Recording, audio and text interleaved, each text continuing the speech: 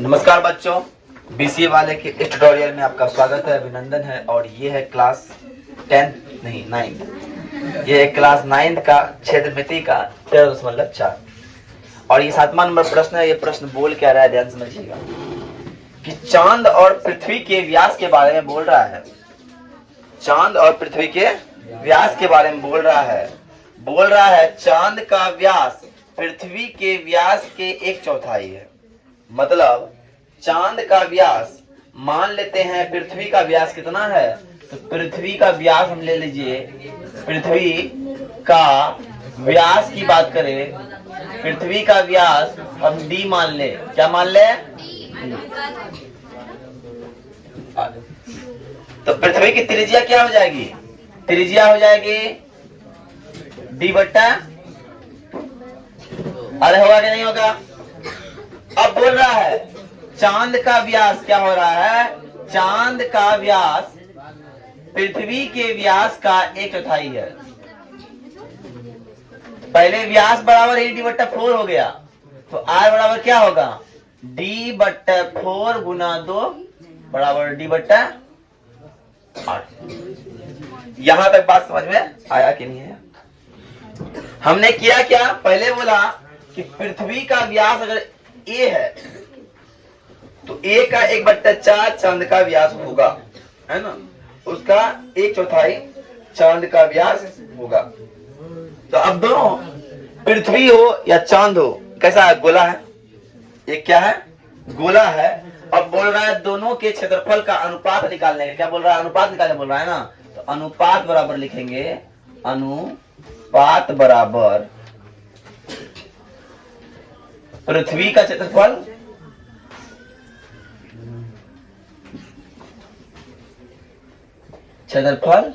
बट्टा चांद का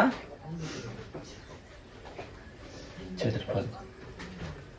ध्यान से देखिएगा, पृथ्वी क्षेत्रफल क्या होता है? 4πr²। देखिएगा यहां r का मान क्या है? r का मान है d/2 का स्क्वायर हो गया। और नीचे 4πr, r का मान कितना है? d/8। ये खत्म हो गया। अरे हो गया खत्म। अब हम ले लेते हैं d² 2 दूना 4 हो गया, बट्टे 3² 8 64। अब इसको करो d² 4 गुना 64 d² खत्म। 16 चौका 64 बराबर 16:1 आंसर है ना। बराबर 16:1 आंसर। यहाँ आए किसी समझ में दिक्कत हुआ? यहाँ पे पहला चीज क्या है, हमको देखना है कि d मान लिए हम। क्या मान लिए? फिर चांद का पृथ्वी का व्यास d मान लिए, तो उसका त्रिज्या कितना होगा? d/2 होगा। त्रिज्या होता है r बराबर होता है d/2। त्रिज्या क्या होता है? d/2 होता है ना। क्या होता है? d/2 होता है। अब चांद का व्यास कितना हो जाएगा? तो पृथ्वी के व्यास का 1/4 मतलब 1/4 मतलब d/4। तो त्रिज्या है d/2। तो अब d/4 तो सही था, उसे बटे 2 गुना करना है। कितना होगा? d/8। पृथ्वी का क्षेत्रफल बट्टे चांद का क्षेत्रफल, πr4 और r कितना है? d/2 का स्क्वायर और यहाँ कितना? d/8 का स्क्वायर। जब गुना तरह करते कटाते हैं निकलता है मेरा 16:1। उतारिए फटाफट।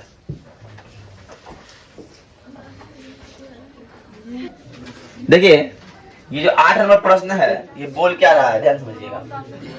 बोला कि कटोरा का आंतरिक व्यास कितना है? 5 है। तो आंतरिक त्रिज्या कितना है? 5 है। और कटोरा की जो मोटाई है वो 0.25 सेंटीमीटर के लगभग है। कटोरा की मोटाई कितनी है? 0.25 सेंटीमीटर के लगभग है। तो अब बात करेंगे सर कटोरा का कुल त्रिज्या कितना हो जाएगा। और बोल रहा है अब निकालने के लिए बाहरी क्षेत्रफल। क्या निकालने बोल रहा है? बाहरी। तो बाहरी त्रिज्या निकालना होगा ना। बाहरी त्रिज्या r बराबर 5 + 0.25 बराबर 5.25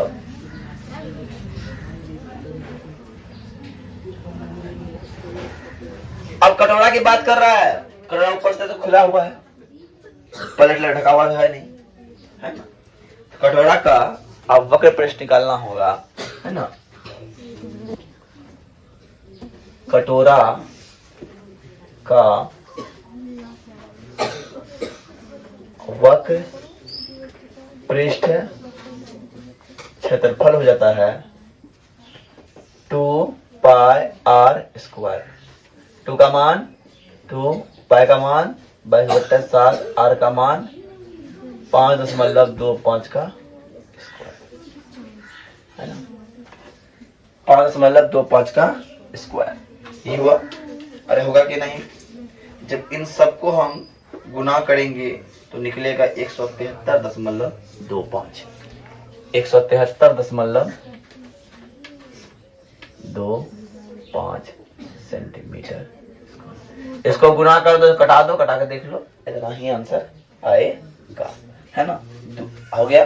अब ये 8वां नंबर समझ में आ गया। अब 9वां नंबर प्रश्न क्या है देखिए।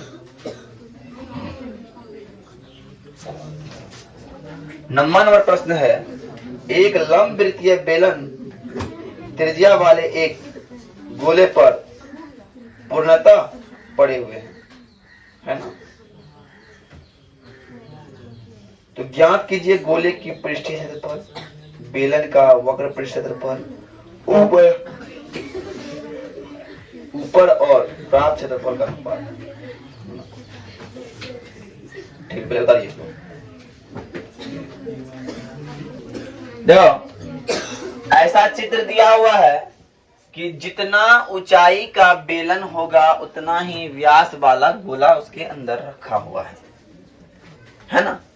और माप कुछ नहीं दिया है, तो मान लेते हैं कि माना, है ना, त्रिज्या बराबर आर। तो त्रिज्या बराबर आर, तो इसका त्रिज्या आर, तो इसका भी त्रिज्या आर, तो इसका त्रिज्या भी आर हो जाएगा।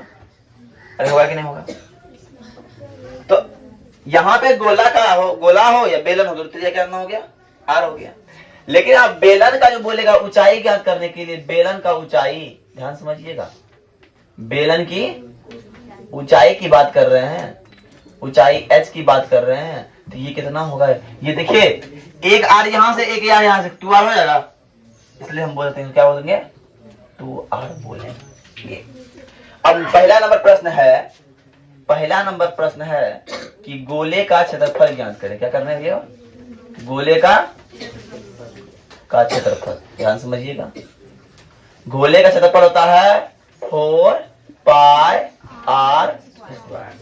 4 पाई आर स्क्वायर हो गया, आर का मान पता नहीं है, 4 पाई आर स्क्वायर रह गया। यहां तक कोई दिक्कत नहीं है। और दूसरा प्रश्न बोल रहा है कि इस बेलन का क्षेत्रफल निकालिए। किसका निकालना है, बेलन का। बेलन का वक्र नहीं बोलेगा, निकालना है वक्र, बेलन का वक्र पृष्ठ क्षेत्रफल। तो ये क्या होता है, पाई आर स्क्वायर एच। पाई का मान पाई, आर का मान आर, और एच का मान, इसका मान कितना है, 2r है, 2r है। बेलन का पाई आर, 2 पाई आर एच होता है, पाई आर स्क्वायर होता है, 2 पाई आर एच होता है। तुम लोग तो और गलती कराएगी, 2 पाई आर एच होता है ना। 2 पाई आर एच का मान 2 4 हो गया, पाई हो गया, पाई आर स्क्वायर हो गया, है ना। 2 पाई आर एच का मान 2 है। अब इतना हो गया ना। अब तीसरा में बोल रहे अनुपात, क्या निकलते बोला है, अनुपात बराबर, पहला है 4 पाई आर स्क्वायर है, और दूसरा भी कितना निकला है, 4 पाई आर स्क्वायर। तो कर कितना बचेगा, 1 बचेगा, 1/1 बचेगा, बराबर 1 अनुपात 1। फटाफट उतार लीजिए, ठीक है ना। ये मेरा 13.4 जो हो गया खत्म। अब 13.5 की ओर हम लोग बढ़ेंगे, ठीक है। उधरिए अब देखिए, ये 13.5 का पहला नंबर प्रश्न है। प्रश्न ये आयतन वाले प्रश्न है, ध्यान समझिए। इस चैप्टर में सिर्फ हम आयतन के बारे में पढ़ेंगे, इसलिए आयतन के जितना भी सूत्र आप लोग लिखवाए हैं सारे याद करके रखना है। अगर याद नहीं कर पाइएगा तो बहुत मार खाइएगा। आयतन का फॉर्मूला है सबका, है ना। तो अब बोल रहा है कि माचिस की डिब्बी है, तो माचिस की डिब्बी कौन सा देखा है रे? सबने देखा। वो कैसा होगा? वो घनाभ क्या कैसा होता है? घनाभ क्या करता होता है? तो बोला कि माचिस की डिब्बी की विमाएं ऐसा दिया हुआ है ना। तो बोला 12 माचिस के डिब्बी का आयतन ज्ञात करें, है ना। तो 12, तो मान लो एगो एल है, एगो बी है, एगो एच है। तो अब लिखो 12 मुबान 12 माचिस के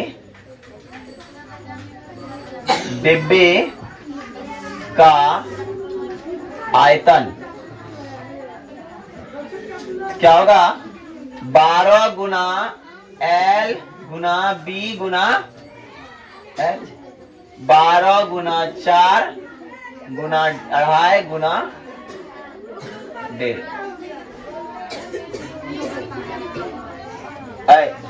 क्या बोलूं मैं?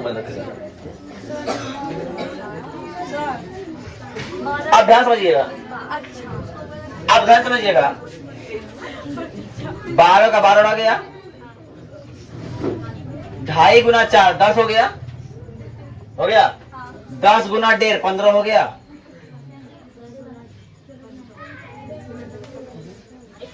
10 गुना 1 10 आधा 15 5 15 हो गया। अब आते हैं 12 गुना 15 कितना होता है? 180 सेंटीमीटर क्यूब। आयतन जब भी निकालते हैं सेंटीमीटर क्यूब निकाल लिख देंगे। अतः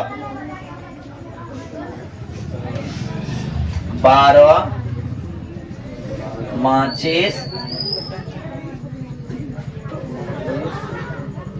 डिब्बे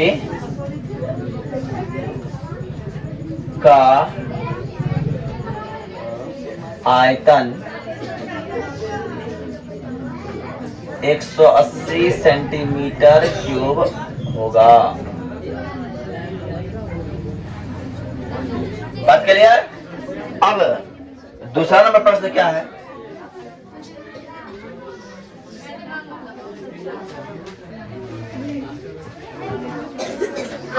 एक घनाभाकार टंकी है, एक घनाभाकार टंकी है।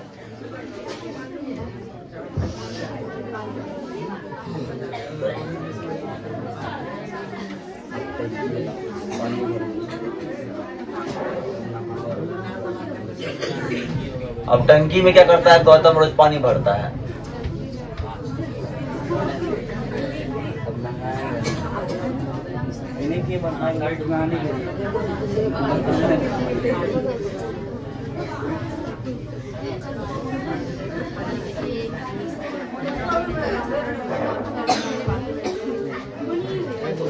अब देखो ध्यान से, घनाभाकार टंकी 6 मीटर लंबी 5 मीटर चौड़ी, 6 मीटर लंबी 5 मीटर चौड़ी और 4.5 मीटर गहरी है। तो इसके अंदर कितना पानी आएगा? तो बाबू उसके अंदर, इस रूम के अंदर कितना बच्चा अट सकता है? तो ये रूम का आयतन हुआ। क्या हुआ? आयतन। तो अब बताते हैं सर इसके अंदर कितना पानी आएगा, तो आयतन निकालना होगा। तो घनाभाकार टंकी का, घनाभाकार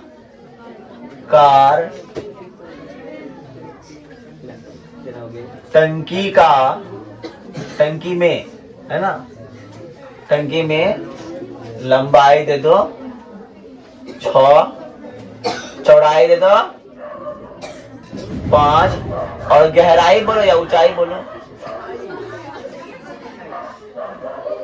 इसको L से डिनोट कीजिए, इसको B से डिनोट कीजिए और इसको H से डिनोट कीजिए। तो आयतन कितना हो जाएगा जी? आयतन बड़ा फॉर्मूला होता है LB H। LBH 6 गुना 5 गुना 4.5, 6 गुना 5 गुना 4.5 और 6 पंचा 30 गुना 4.5 कीजिएगा। ध्यान समझिए, 30 चौका 120 और आधा का कितना होगा? 30 का आधा 15, 135, 135 मीटर क्यूब है, सेंटीमीटर क्यूब, सेंटीमीटर में, मीटर में आंसर, मीटर में दिया था, मीटर क्यूब है ना, मीटर क्यूब आ गया आयतन। लेकिन एक बात बोला लीटर में निकालना है, तो बोला है कि जीवन ने लीटर में निकालना है, तो बोला बाबू जानते हैं क्या, 1 मीटर क्यूब में 1000 लीटर पानी आता है ना। 1 मीटर क्यूब बराबर 1000 लीटर, तो इसीलिए 135 मीटर क्यूब में 135 गुना 1000 लीटर, मतलब 135,000 लीटर पानी। अतः टंकी में 135,000 लीटर पानी आएगा। आए बात समझ में है ना। तो आज के लिए इतना है, दीजिए। जय हिंद, जय भारत। फिर कल क्लास में आइए नई जोश, नई ऊर्जा, नई उत्साह के साथ।